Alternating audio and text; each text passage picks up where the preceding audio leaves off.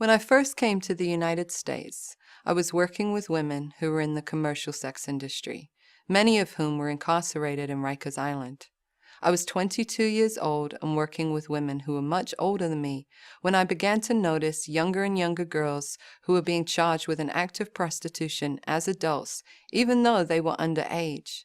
I soon began to realize that these girls were mostly low-income girls of color who were falling through the cracks of most traditional social service agencies.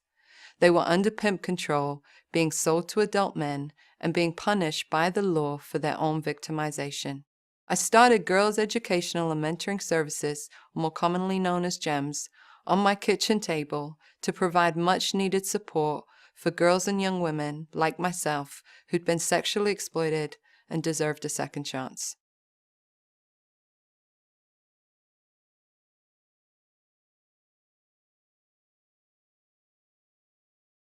GEMS is committed to strengthening and deepening our direct services to members and to developing survivor leadership both internally and externally.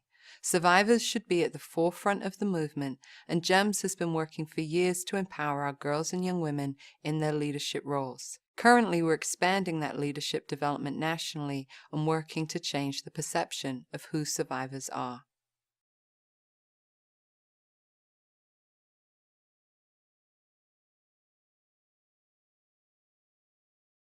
I think what makes GEMS so unique is the fact that it's a survivor-led organization. I founded GEMS 14 years ago based on my own experiences as a survivor of commercial sexual exploitation.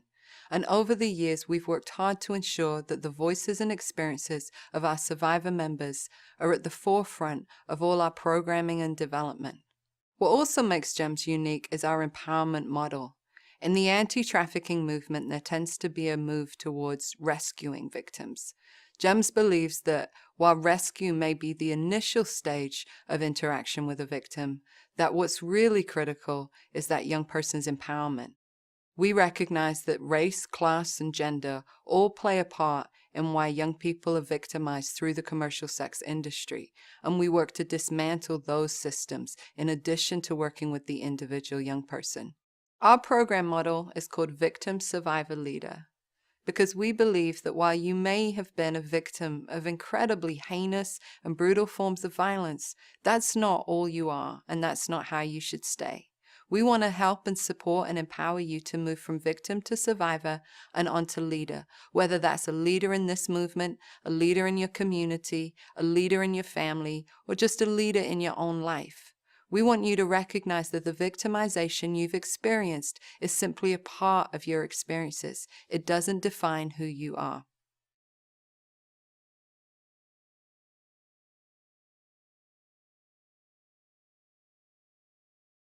I think what makes GEMS so effective in its programming is our individualized approach to services, in that we're treating every girl who walks through our door as an individual person, and that there's no one-size-fits-all approach to programming. I think a critical component of our work is coming from a strengths-based perspective.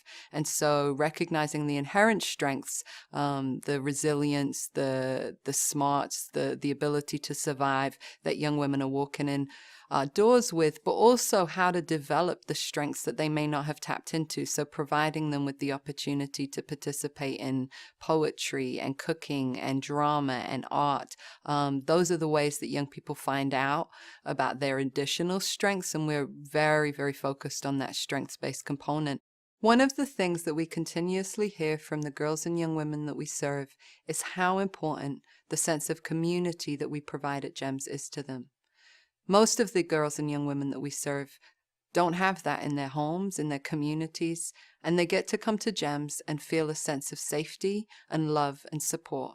Girls know that no matter how long they've been gone, no matter what they've been through, no matter what they've done in the interim, they'll be able to walk through the doors at GEMS and be greeted with hugs and love and support, and that they'll be surrounded by a community of girls and young women who've been through the same experiences as they have, and don't judge them, but honor them, celebrate them, and make them feel like family.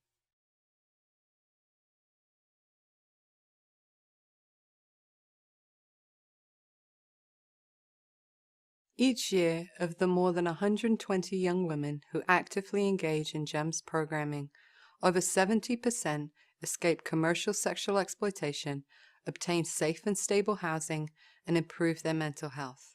We see these as markers of success for our programs.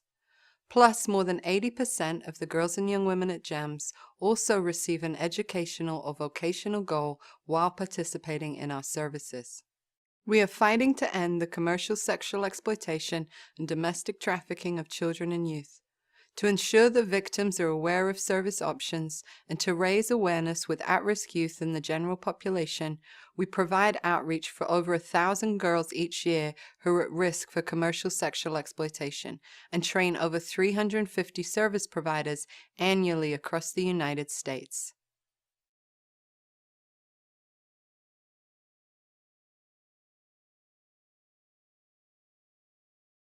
One of the most common misconceptions about this issue, commercial sexual exploitation and trafficking, is that it's not happening here in the US. We tend to think about this as an issue that happens somewhere else, in the Ukraine, in Thailand, in India, but we don't think about it happening in our own backyards. One of the most critical things that GEMS has had to do over the last 15 years is educate people that it actually is happening here to our children. Not only is it happening in large urban communities, but it's happening in suburban communities, in small rural towns. It's happening all over the country, and it's happening to our young people. The second most common misconception is that even if it is happening here, then it must be because girls are choosing to be in the commercial sex industry. This whole concept of choice is so flawed, particularly when we're talking about girls as young as 12 and 13 years old. Girls who can't choose legally or morally to do anything. Girls who can't choose to vote, drink, drive, or even have sex. And yet somehow we're able to say that girls are choosing to be in the commercial sex industry, that they must like it, that they must want this to be happening to them, even though the reality is that they're being bought and controlled, sold and purchased by adults to adults. The only people who are making choices in this situation are the adult men.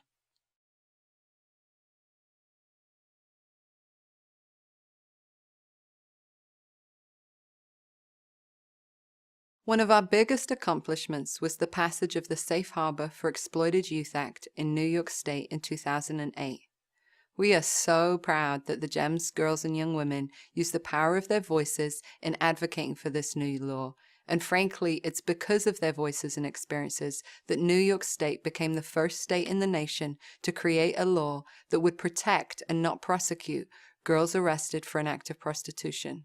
The Safe Harbor Act created an important paradigm shift in the definition of young women and girls involved in the commercial sex industry, calling them victims instead of criminals for the first time. Prior to the passage of the Safe Harbor Act, girls as young as 12 years old would be arrested and charged and kept in detention for an act of prostitution that they couldn't even legally consent to until they turned 17.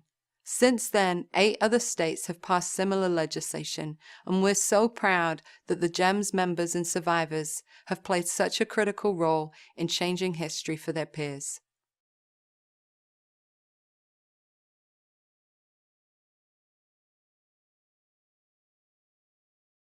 I think the primary challenge that GEMS has faced is ultimately in how other people see the girls and young women that we serve. We see the girls and young women that we serve as beautiful and valuable and important and incredible. Other people see the girls and young women we serve as criminals, as willing participants in their own victimization, as not deserving of help or services. I can think of one young woman that we worked with for many, many years, who when she was 14 had been kidnapped by a pimp and was literally a block away from the GEMS offices. So I knew exactly where she was at, and it was really challenging to not be able to get her. And so having attempted myself to get her, and realizing that that probably wasn't going to work because she was under the control of a very brutal pimp, I went to the local precinct and asked them to go get her. I think I told them that she was 12 because I knew if I said she was 14 or 15 at the time, that would be too old. And even when I said she was 12, they said, well, if she wanted, she could get up and walk right out. And I said, well, what if this was your daughter? And the cop said, this would never be my daughter. And that belief about our girls and who they are and what they deserve is so prevalent, not just in law enforcement, but across the board. And they never did go rescue her. They never went to get her. The story ultimately has a happy ending several years later. I mean, she's 22 now. She's on staff at GEMS. She is in her second year of college. She's doing amazing. She and I just went on her first out-of-town trip. She went on an airplane for the first time, and she spoke on a panel about this issue. But to think that for a cop, for a social worker, for somebody outside to see this child and think, she deserves it, this is something that she wants, is incredibly challenging. And I think something that we're continuously fighting against. And that's the work. That's the heart of the work.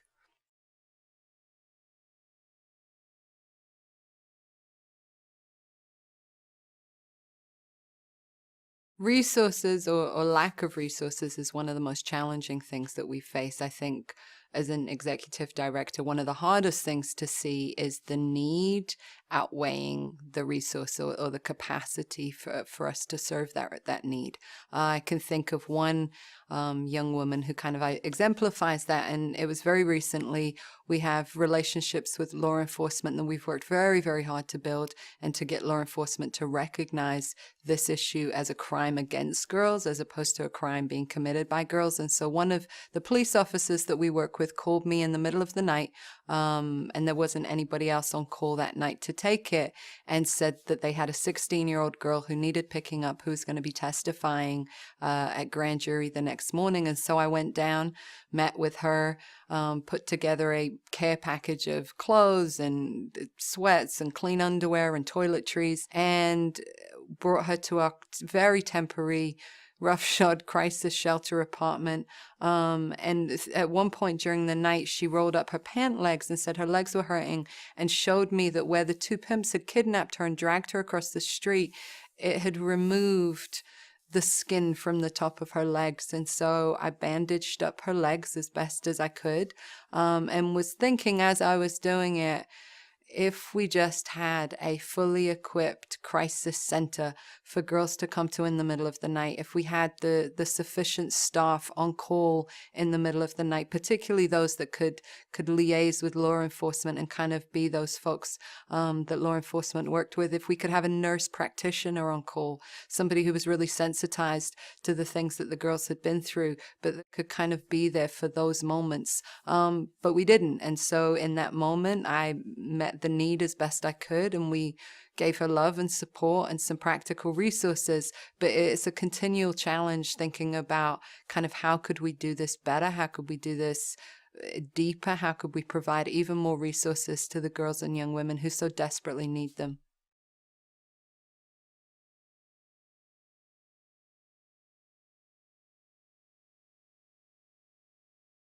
One of the most critical issues in the fight against commercial sexual exploitation is the way that girls and women who've been in the commercial sex industry are perceived by the general public as bad girls, as perpetual victims, as not really having anything to contribute to the conversation.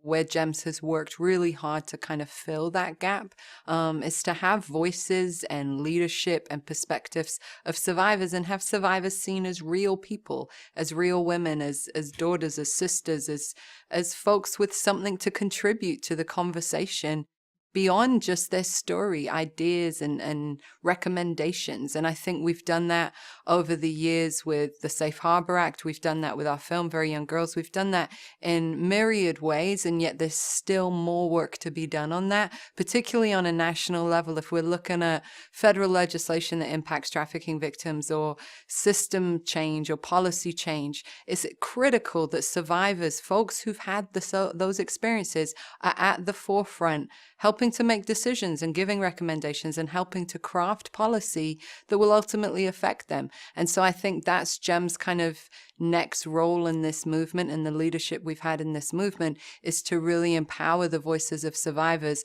both at GEMS and across the country, in being kind of the change makers and leaders on this issue.